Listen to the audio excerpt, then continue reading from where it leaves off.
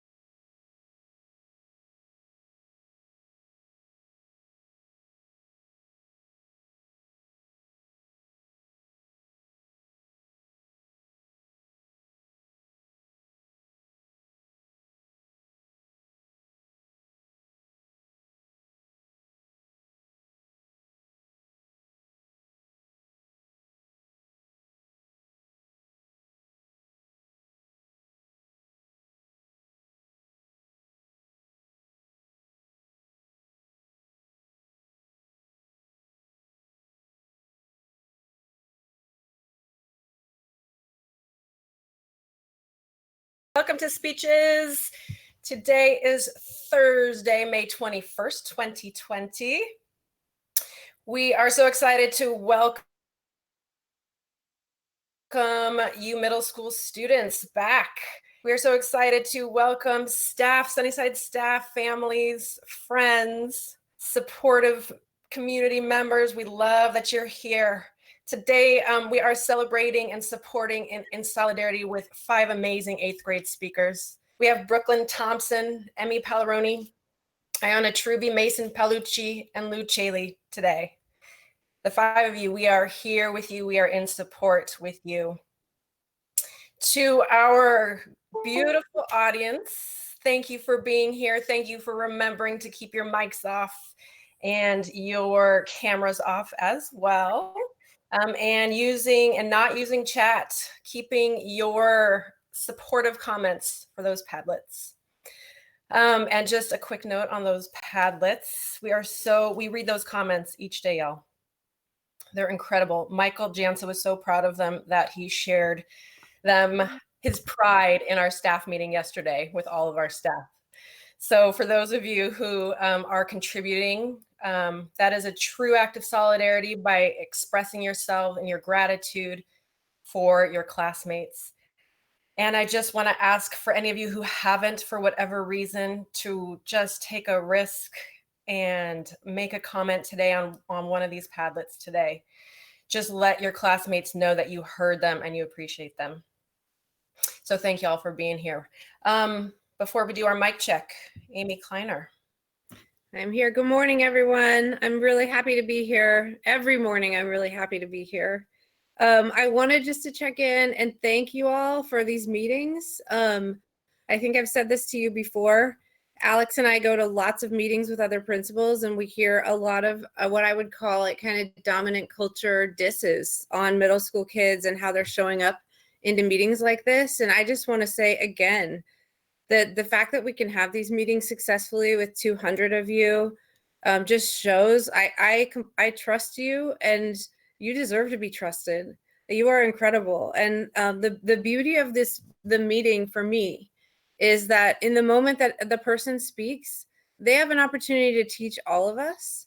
And I know that I'm the principal, and I know that I have a lot of power in our school, but every single day when I go to bed at night, I wish that I didn't have that, because what I dream of, and a lot of you who know me know this, is a society where really everyone is better when only everyone is better. Like the real word from like my background culture, when I say shalom, it means peace, but it actually means I like wish you a sense of well-being on your insides. And I can only feel that sense of well-being if you have it just as much. Another way to say it is we're only as strong as the weakest link. Like, so, and my hope for Sunnyside is that you leave like getting a glimmer of what a liberated society can look like. And I believe speeches are that. When you're speaking, you are the teacher, and there isn't one teacher that's better or worse than any other teacher. Each of your speeches are incredibly important for all of us, and they each have the exact same amount of value for our community. And and I just wanted to say that because that's the reason we're not in the chat. It's not to punish you. It's not because we don't trust you. It's not because we think you're going to blow up the chat. It's actually because, like I learned in a speech earlier this week, quietest voices sometimes have the most important things to say. So if I have friends that are speaking in the chat on my behalf, and some of my quieter friends are thinking those compliments but not saying them, the impact is that one person gets compliments and the other one doesn't. And so because we trust everyone and because we want everyone to be better in this process, we've just decided the chat isn't a tool that we need. And so thank you for like being able to be trusted and for not using the chat at all today, unless it's an emergency and there's something that really needs to be said. Thank you all. I really am looking forward to seeing the 5 of you speak today. Thanks for being here. Thank you, Amy. All right, 5 speakers. Let's test your mics and your videos. We'll start with Brooklyn Thompson. Brooklyn. Hi. Hi. There you are. How you doing? I'm good. Thank you. Good. You sound great. Let me just ask you a quick question. Are you listening to any good music lately? Not really. I've been watching Netflix more. Oh, got it. Name a show that you're watching. I've watched Outer Banks a few times. Ooh, yes. Awesome. Awesome. Thank you, Brooklyn. So good to see you. We'll see you again in a moment. Thank you. Emmy Palaroni, where are ya? Emmy.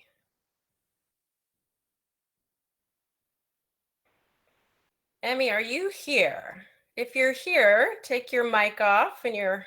Sorry, I was having trouble with my mic. Oh, no worries. Glad you're here. We saw you earlier. There you are. Perfect.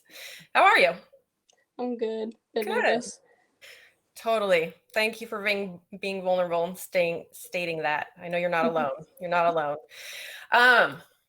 Are you listening to any good music lately? Yeah, some I listen to all different music, so. Very cool. Very cool. Good to see you. Thank you. We'll hear from you in a little bit. Thanks, Emmy. Iona Truby. Hi. Hi, Iona. I hear you. Perfect. There you are. How are you doing? I'm okay. Iona, speaking of music, I know that you're musical. Tell us an instrument that you've been practicing lately. I've been practicing guitar. Beautiful. All right. Thanks for being here, Iona. Mason Palucci, where are you? Hi. Yes. Awesome.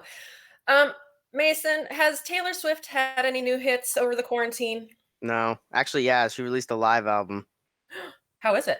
Good, but she legally can't produce. She did more than the songs on the album. She legally can't do it because of her record label that she Oh. left. Goodness gracious. We can always count on you for some Taylor Swift. Yeah. Thank you so much. Thanks, Mason. We'll see you in a bit. All right, Lou Chaley. Lou.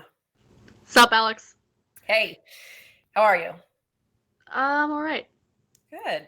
You are a different kind of artist. You are a visual artist. Mm-hmm. Have you been drawing or sketching over the quarantine? So much, dude. Do you have something nearby you could hold up for us? Yeah.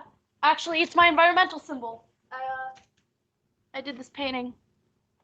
Oh my gosh. Beautiful. Beautiful. You can't see it, but Amy Kleiner's clapping. Beautiful. All right, Lou. Can't wait to hear your speech in a little bit. Thank you so much. All right. Without further ado, Brooklyn Thompson, the space is yours. Thank you, Alex. How did it get to this point? How did I go so far down this rabbit hole? How is it that I arrived in this place stuck, where things are so bad that I can't even see a glimmer of light at the end of the tunnel? In life, I believe that the hardest moments, rock bottom moments, can actually be gifts in disguise. For me, a rock bottom moment is a feeling where I'm at the lowest possible level. For most of my life, when I've hit rock bottom, it has felt like there's a gray cloud following me. It never leaves, it goes where I go, and I can't escape it. I've had a lot of rock bottom moments in my life, a roller coaster of them actually. Some are big and some are small, but it seems like all of them are thrown at me when I least expect them. Regardless of timing or size, when I've been in a rock bottom place, I've often found myself spiraling or not being able to let go of the situation. I ask myself where I went wrong and dwell on the things that can't be undone. When I find myself this far down my own rabbit hole, it's almost as if my heart and mind are holding me hostage. On top of all of that, I'm a very social person. When I think back on my biggest rock bottom moments, they almost always involve relationships or friendships. If I say this in a different way, because I'm such a social person, when I find myself stuck at rock bottom, 99% of the time it's because of a choice that I made that impacted another person or group of people. Quarantine has been a time of reflection and self-growth for me. I've had a lot of time to think, and I've spent the last 2 months making small steps towards different choices, different behaviors, and even different thinking patterns. Instead of dwelling under the gray cloud and staying stuck, wondering how did I get to this point, I'm teaching myself to ask different questions that allow me to see a glimmer of light at the end of the tunnel. When I hit that rock bottom, I'm starting to use the opportunity to make different choices. In my head, I'm learning to ask myself, what do I want to be known for? How do I want to be seen by the people I care about? And what can I do differently to prevent this from happening again? For me, I can now see that when I hit rock bottom, I have a choice. I'm choosing to use life's hardest moments to grow and become more the person I want to be. For the record, I love people. For those of you who know me, even those of you who don't know me very well, you probably already know how social I am. Being connected to people fills me up. It energizes me. I love to connect with people and I love to laugh with people. Of course, I adore my close friends and family, but I'm such a social person that I really want to be connected to all people. At Sunnyside, this means that I have my closest friends, but it also means that I'm happiest when I'm socially connected with as many people in the community as possible. I love being connected with little kids, I love being connected with adults, and when I was younger, I also loved being connected with older kids. Basically, I think I'm as social as they come. At school, some people are motivated by grades or academic learning, but I'm not one of those people. In all parts of my life, including at Sunnyside, I'm motivated by friends, by people, and by my relationships. For example, if I have an assignment due, I will not finish it because of the grade, but instead so I can keep my lunchtime, be free to see my friends, or potentially go off campus. Being a social person is one of the things I love most about myself. I wouldn't trade it for anything, and sometimes it can also be really hard. In fact, almost all of my rock bottom moments have involved some kind of social interaction. These have been things like disagreements with friends, drama on social media, and gossiping or listening to gossip even when I know it was wrong or hurtful. Not only has quarantine given me the time and space to think about some of my patterns and behaviors I'm not proud of, the ones I'm working on changing, but quarantine itself has been one of the biggest rock bottoms moments of my entire life. For a social person like me, there's really nothing worse than being away from my friends, being away from my community, and not having daily access to people. Quarantine, especially during the last 3 months in this specific community as an 8th grader, has been one of the hardest times of my life. Quarantine rock bottom is like any other rock bottom I've had. Like I said, I've never been too fond of the schoolwork part of school. As an 8th grader who's been in the same school for 8 years, there were days this year where the idea of getting up in the morning was a chore. Sitting at a desk all day and listening to things that weren't interesting or relevant to me felt meaningless. But no matter how much I wanted to stay in bed, the one thing that kept me going, the thing that got me out the door, was knowing I would see my friends and be energized by them.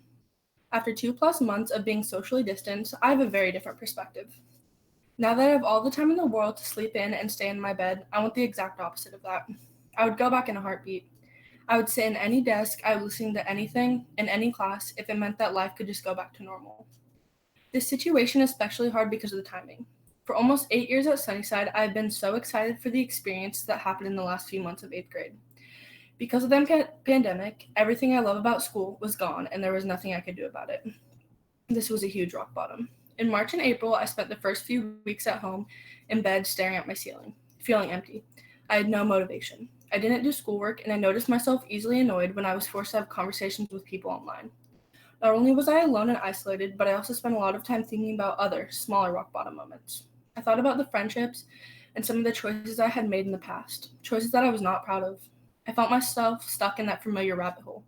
The gray cloud was following me again. It was huge and it never went away. I'd gone exactly 51 days without seeing anyone outside of my immediate family. I could see no light at the end of the tunnel at this point. I felt hopeless. During those first few weeks away from the life I knew, it never even crossed my mind that anything good could come out of this. I was stuck. All of that began to change on day 52 of quarantine, towards the end of April. I was still feeling really down, still living the big rock bottom, when some friends and I were assigned to do a Spanish challenge. One of the choices was to make a TikTok video, and our families agreed that if we masked up and stayed 6 feet from each other, we could make one together in person outside of our homes. In normal circumstances, meeting at Laurelhurst to make a TikTok for Spanish could seem like no big deal, but these weren't normal circumstances. Seeing my friends in person after 51 days was one of the best days of my life. I felt somewhat normal for the first time in months. I laughed hard, I felt energized, I lived in the moment, and the dark cloud was gone. I believe that this was also one of the most important days of my life. I had already begun to recognize and reflect on my own rock bottom patterns and behaviors when I was alone at home, but seeing my friends for the first time brought all of this to life for me. My perspective had already been changing. I had already been thinking about some of the ways I wanted to grow and change as a person. Seeing my friends in real life was like waking up. It felt like a jolt back into reality, except reality wasn't exactly the same. My perspective had changed, and what surprised me the most was that I think it changed for the better. It took seeing my friends in a TikTok to fully realize that I've grown. I still hate quarantine, but I suddenly saw that I'm not truly stuck. I was telling myself a story that didn't have to be true. I now know that when I hit rock bottom, I have choices, and I don't have to choose to dwell on the negative. Fast forward to now, May 21st, I stopped counting the days in quarantine after day 52. I started doing more schoolwork, I feel more motivated, I look forward to seeing my friends even if it has to be on a screen. I now realize that when I hit rock bottom, even if it's hard, I have a choice. I don't have to stay under that gray cloud. I don't have to be stuck in the rabbit hole. I now know that I have the ability to choose to see the light at the end of the tunnel. Whether it's a fight with a friend about a social media comment or something huge like Corona, when I would tell myself that it's never going to get better, that's actually not true. Rock bottom moments are really hard, but they don't define me. I've learned that there are opportunities to grow, and in that way, they are gifts in disguise. I now have the gift of perspective, the gift of gratitude for my friends and Sunnyside, and the gift of feeling the power of my own strength and resilience. This is not how I wanted 8th grade to end, but I accept it now, and I'm actually thankful for my own growth. I'm going off into high school knowing who I am, with a clear picture of the friend I want to be for others. I'm still socially distanced, but I am making different choices on social media and in my relationships. Growth is a process. It happens over time, and it's not perfect. And for me, I know that when I'm able to physically be back in school, I will carry the gifts from quarantine inside me. I'm strong, I'm resilient, and I'm more self-aware than I've ever been. Now and forever moving forward, those social connections that fuel me will be filled with positivity, laughter, kindness, and hope. That's my light at the end of this tunnel. Thank you.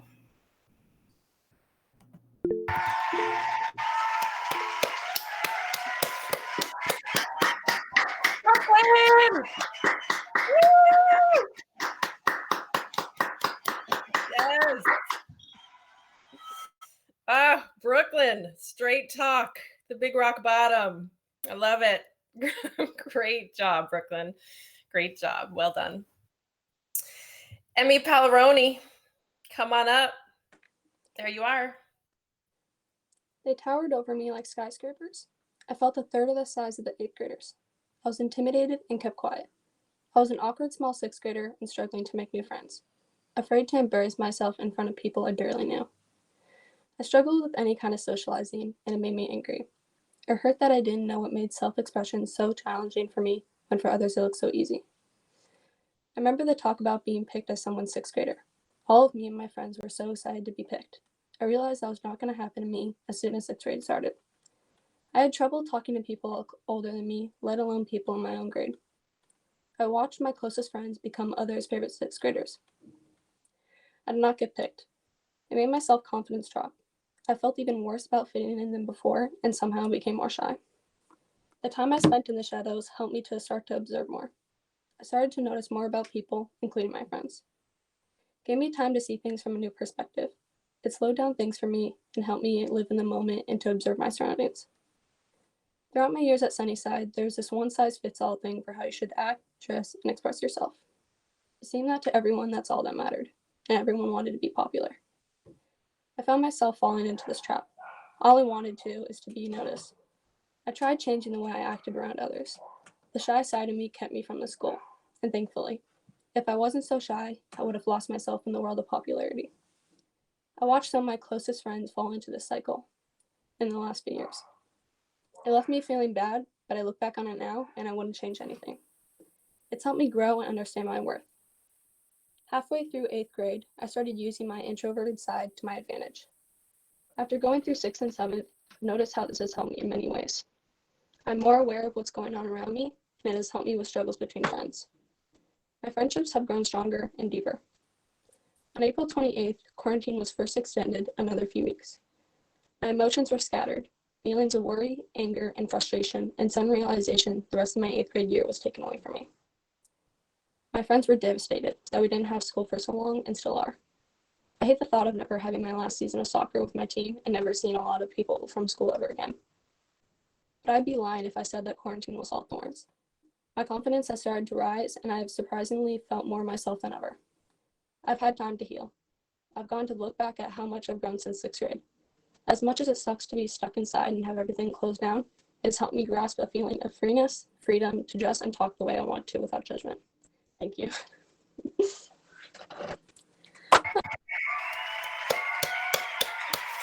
Emmy, oh my goodness.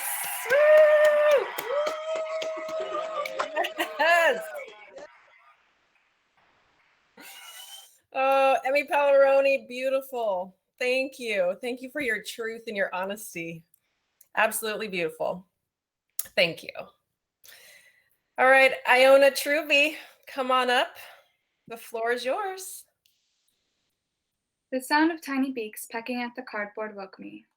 I opened my tired eyes that hadn't gotten much sleep due to the chicks chirping all night. A soft smell of pine shavings circulated my bedroom. I quickly peeked over my bed, looking into the big box that held our 4 tiny new chicks. I relaxed to see they were all okay. My anxiety felt founded because I was protective over these tiny creatures, who already in their beginning lives were taken from their mother, shipped to the feed store, and driven to our home. Their resilience is showing now more than ever as they grow and learn to trust. We set them in a wood pen my dad and I built and watched them run in and out of the sunlight and shade. It was a warm day with a slight spring breeze. The sun shone down from what seemed to be the middle of the sky with only a few clouds in sight. Even since the first day we met them, their one-day-old personalities have stood out. Ladybird, our smallest, colored a dark orange, cries the most. Her chirps louder than the rest. Frightened and scared, she has the most to say. Vida has no fear. At times she stays separate from the group. Off on her own, she explores and blends in with the shade due to her black and white stripes of fluff and feather. Petunia is the leader and sides an adventure. Her curiosity shows the brightest of them all. And last of all is Dixie. Fluff covers her entire body, and a dark brown stripe goes right down her back. Relaxed and calm, she sleeps through the day. When the sun has set and the cool winds get colder, we take them inside to rest. They would nestle into my hands until we get back to my bedroom. One by one, they'd get placed back in their big cardboard box. Their talking and pecking would be consistent most of the night, but eventually I'd fall asleep, and so would they. Of course, now they are far too big to stay in my room, but they sleep in the cozy coop outside. The innocence and joy that lives in each one gives me reassurance in this confusing time we are all going through.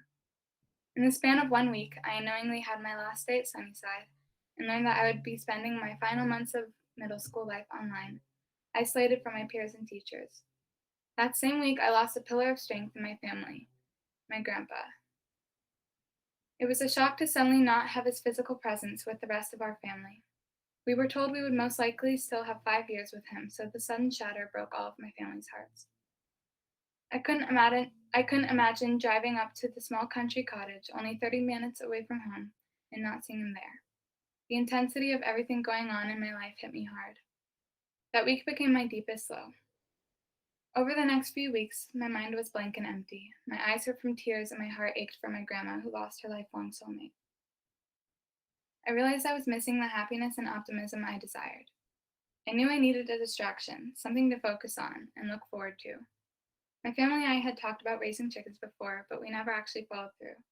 Being stuck at home and bored was the perfect time to commit.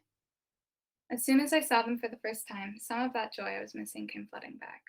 I was filled with excitement for the future and to watch them grow day by day.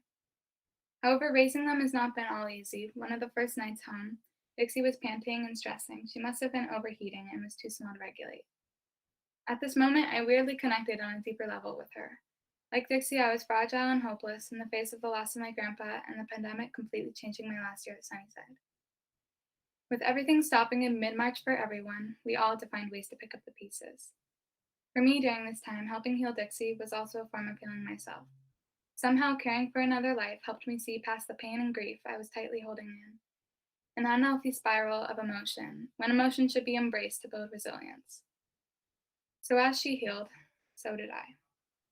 I didn't write this speech to tell you to get chicks, but just to tell my story of finding the happiness that was suddenly taken away, and finding it through these little lives that were mine to take care of. So find something that gives you a window into your deepest self. It could be art, music, sports, a project, anything. Try to fill your time with things you love and enjoy. Do what you can to find your happiness, but that also challenges you to explore who you are. Even in your darkest lows, seek joy in something new. This is hard to do in a time of chaos and unknown, but I am convinced this is where the biggest growth happens.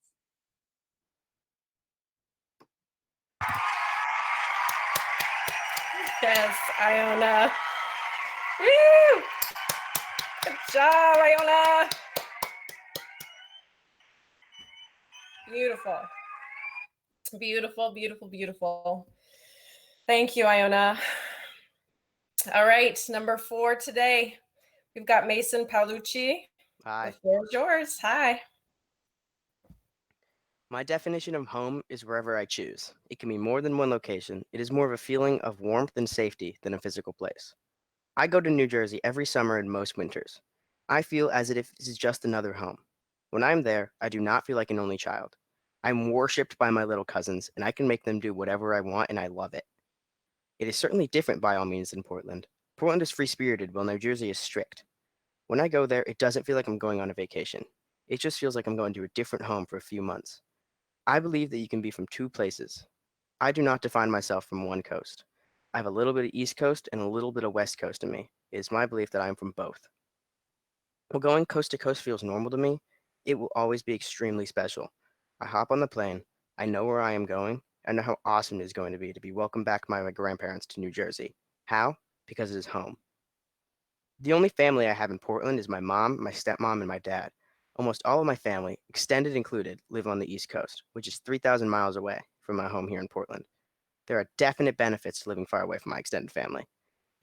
Get more time with my parents, like walking through the graveyard listening to podcasts with my mom, or watching Star Wars while eating delivery pizza with my dad. I forever value these moments for the rest of my life. I never have to share my time with my parents, so whenever we are together, I get their full attention. I'm very close to them because of this. It also goes vice versa. When I go to New Jersey, it feels exactly like home. I feel very close to all of my immediate relatives, but my extended family, that's a whole other story. Because I only have a certain amount of time with them in New Jersey.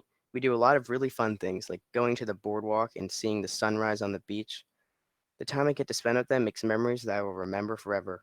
My favorite memories are from the East Coast and hanging out with my cousins. My extended family is huge. My grandpa has around 14 brothers and sisters. A lot of them have a lot of kids. I don't even know the specific amount of family members I have, but I guarantee there's about 5 people named Peggy at every party. I almost think I always see a new face. There is so much hugging from people. I don't even remember them all, but they always seem to remember who I am. The amount of family I have over there also makes me appreciate being an only child more. Sometimes while in New Jersey, it can get very stressful and annoying with my little cousins all over me. It is very hard to get a moment of peace, so I truly love the time alone I get with just my poppy and Nermi, my grandpa and grandpa. Let me tell you about Nermi. She's the real reason New Jersey feels like home. Nermi and I have a very close relationship. Whenever I go there without my mom, she feels like a mother figure. She slips right into that role. Nermi and Poppy make it feel safe, and I know they will always support me. I am definitely her favorite grandchild, absolutely no question, and I just think it's because I'm the first grandchild, which means I made her a grandma, which she loves. We just relate to each other more than she does the other kids. I don't ask for much. I'm not as wealthy as the other cousins. I'm always satisfied with the food she makes and the things she buys, and I barely ever get mad at her. If we do get in a fight, it's usually nothing. We always get over it. Nermi makes the best chicken parm anyone could ever eat. The perfectly cooked chicken in the perfect shape, with the perfect sauce, in perfect proportions, under the perfect thin layer of cheese, perfectly tasting in my mouth. Her contact in my phone is saved as chicken parm.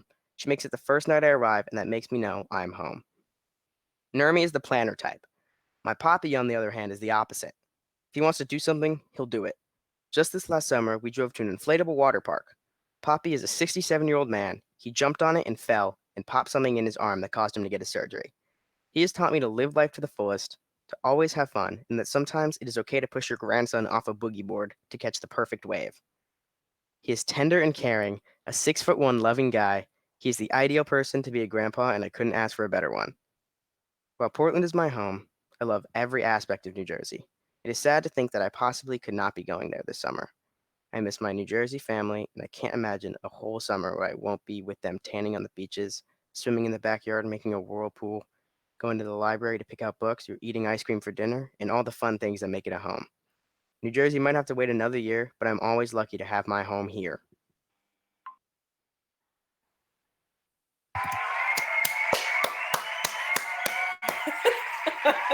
Mason! Woo! Mason! Yes. Yes, Mason. Definite thumbs up. Woo! Mason, great job. Your family back east in New Jersey probably remembers you because you're very memorable. So excellent job. Excellent job. All right, last and certainly not least, we have Lou Chelly. Come on up. All right, can you see me okay? Yep, look great. Okay. Well, I survived. At least I'm pretty sure I did. The point is, I'm at least mostly alive and standing here today. How did I even get here?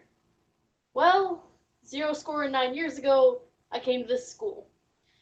I'd been unable to enroll in Buckman for whatever reason, and so thank God, I started going to school here at Sunnyside. Is it cliche to say that I still remember the first day of school? It's vague, but I do. The classroom seemed so big and new, but I wasn't particularly nervous. I was a lot more outgoing at that age and had no problem making friends. I wish I had retained that skill. There was a message written somewhere about meeting new people, and the room was crowded with kids my age and their parents. I couldn't possibly know what laid ahead of me would be some of the greatest change I'd ever experienced, and the truest friends to ride it out with me. Fast forward a few years to second grade. I was going through a 5 or 6 years too early goth phase and nursing a recently planted belief that I was, in fact, some sort of vampire werewolf hybrid. I'd told one of my teachers at one point that I was a bit macabre.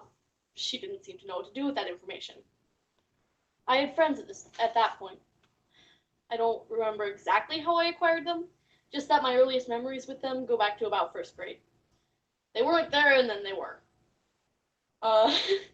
They're still my best friends to this day. I don't know where I would be without them, probably face down in a ditch somewhere. At the time, they were also both vampire werewolves, the ever creative name we'd made for our race, and we would get up to shenanigans together. Third grade, enter the kid who turned my life upside down. Let's call them Link. Link and I became fast friends after I overheard them talking about being the werewolf king and begging them to turn me full werewolf. We went on missions where we killed the bad guys, whatever they might be, and over time I became one of the most overpowered healers in the multiverse, and was even on par with the Wolves Council, planning to overthrow them. It was a really rich universe, and it had a convoluted plotline. Dragons even got involved at some point. I should probably get permission from Link to write a novel based on it, but sadly, the magic couldn't last forever. In 4th grade, I had an existential crisis because I realized I'd been lying to myself for around 3 years and I wasn't a werewolf at all.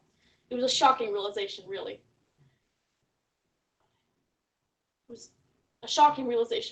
I was ruined. Link admitted to me soon after that they'd made the whole thing about werewolves up. I told them that I knew, and we just kind of brushed the whole thing off and pretended like it never happened. We've sadly parted ways, but I'll always remember our time together as some of the best years of my young life, so thanks, Link. I wish our lives hadn't gone in such different directions. Soon after Link and I parted ways, I had a serious downfall in my mental health. Things got really rough, as they still are to this day. I really was starting to question my sexuality and gender at the time, and found comfort in the label lesbian for at least 2 years. I've always had a curiosity for the opposite sex. I even tried cross-dressing in maybe 2nd grade and told everyone that I was Liv's brother, filling in for her. This year, gender curiosity really came back to bite me in the butt, especially considering it evolved into gender dysphoria. I've been trying on male pronouns and such, hoping that'll work. But I guess only time will tell.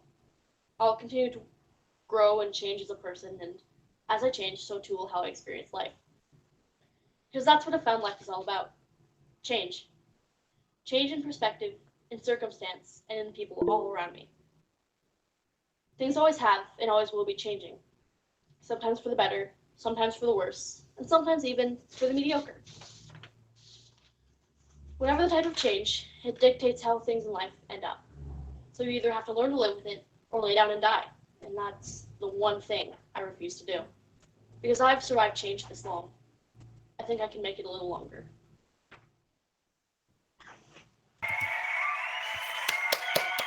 Ooh! Hello! Yes! Yes! Yes, Lou. Oh my gosh, so proud of you. So inspired by your courage. Thank you so much. All right, to the 5 of you, thank you. Brooklyn, Emmy, Iona, Mason, and Lou, if you would please step back forward, keeping your screens on and your mics off so that Carrie and Robin can acknowledge and recognize you. Beautiful job. Thank you, Alex. Lou, thank you, for being courageous and standing up and speaking your truth. There have been many times in the last 3 years of middle school meetings where your hand would go up and I looked forward to your perspective, your question, or your challenge. You kept all of us super accountable, and thank you for that. Your speech was filled with humor and struggle and gratitude. I love the visual image of the vampire werewolf shenanigans. That was super strong, Lou. And your description of being the most overpowered healer in the multiverse and the realization that you were not indeed a werewolf was poignant. There's a strength and a sense of self-acceptance in your delivery and in your words as you describe facing parting ways with the best friend, mental health struggles, and questioning your sexuality and gender. You embody your closing perspective, the change that is what life is all about. People with the understanding that you offered. It's timely for all of us and so important for all of us, Lou, to hear and to think about. Thank you, Lou. Thank you.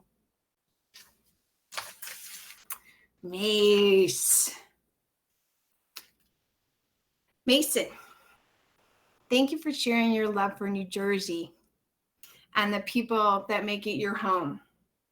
Your love and appreciation for your family in Portland and the time you get to spend with them was lovingly captured in your descriptions of graveyards and pizza. And it sounds like you make the most of your summers. And I remember that to be true. Your summers in New Jersey have shown up in many narrative writing assignments. And I think they'll be the source for many going forward. Through the years, I've appreciated your voice and how you use humor and vivid descriptions and your delivery today and the words that you chose and the experiences show how important your Nurmi and your Poppy are to you and the lessons you've learned from each of them. I do sincerely hope, Mace, that you find yourself in New Jersey this summer and that you are swimming in the backyard, having ice cream for dinner, and in the company of Nurmi and Poppy. You carry New Jersey in your home, Mace, wherever you are. It's in your heart, no matter where you find yourself. Thank you, Mace. Okay, Robin. Thank you so much, Carrie. Hi, everyone. All right, I'm going to start with Emmy. Emmy, your speech tells us the story of how introversion can blossom into a strength. You talk about the power of observation, listening, watching. Emmy, you show us that slowing down and diving into true versions of self during this crazy quarantine time can actually be a therapeutic activity. Thank you so much for sharing your inner workings with us, Emmy. Your wisdom is well beyond your years. I'm so deeply proud of what you've accomplished. Rest easy this long weekend, Emmy. You completed your 8th grade speech. Brooklyn, you tackle so much in this stunning speech. The ins and outs of social interaction, what it means to have real friendships, human connection at large, and being kind to yourself in these dark moments. You speak of rock bottom as a gift in disguise. Amazing. Thank you for your vulnerability and for your reflection on your own rabbit holes. You spoke such a powerful truth about the roses and thorns of being a social person. I'm so proud of your hard work, Brooklyn. We're so lucky to have your voice in our community. You've done it, Brooklyn. Have a great long weekend.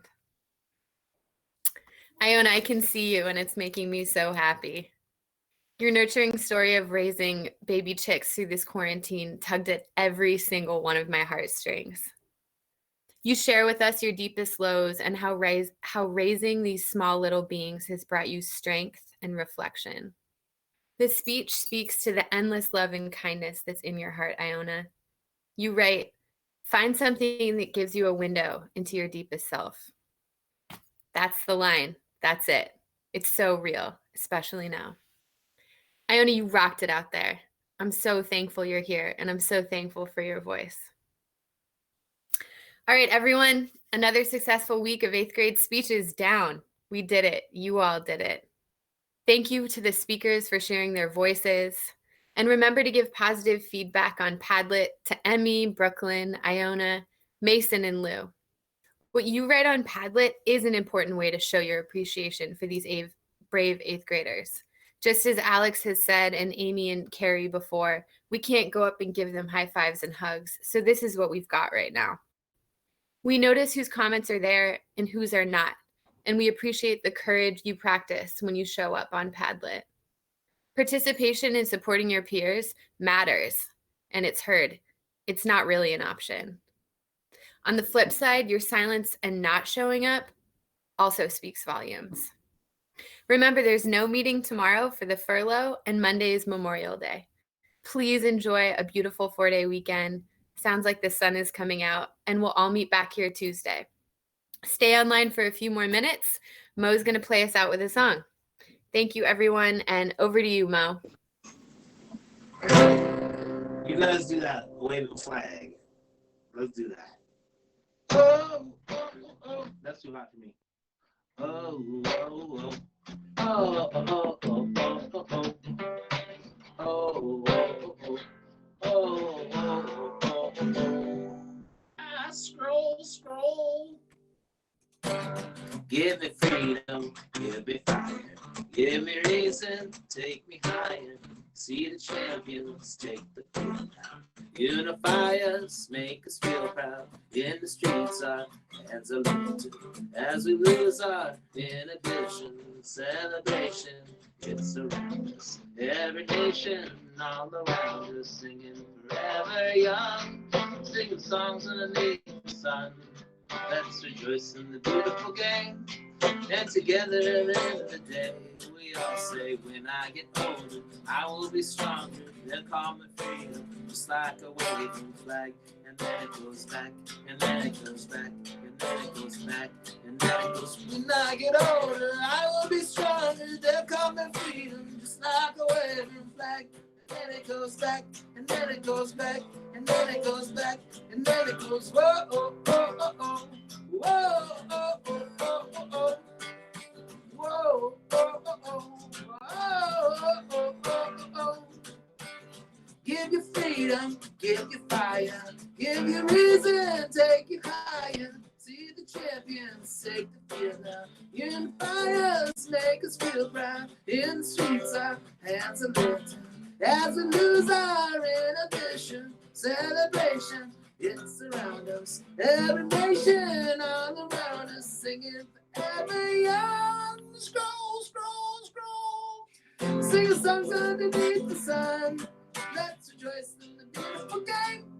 And together at the end of the day, well, I'll say when I get older, I will be stronger. They'll call me freedom, just like a waving flag. And then it goes back, and then it goes back, and then it goes back, and then it goes. When I get older, I will be stronger. They'll call me freedom, just like a waving flag. And then it goes back, and then it goes back, and then it goes back, and then it goes. Oh, oh, oh, oh, oh.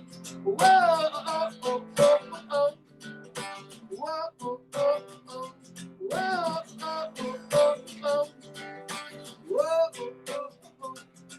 Whoa, oh, oh, oh, oh. Whoa, oh, oh, oh. Oh, oh, oh, oh. When I get older, I will be stronger. They'll call me freedom, just like a waving flag. And then it goes back, and then it goes back, and then it goes back, and then it goes back. Woo, Nice work, Mo. team. Woo, Mo Phillips. Thank you. Great job, babies. See you next time. See you next time. Have a good weekend.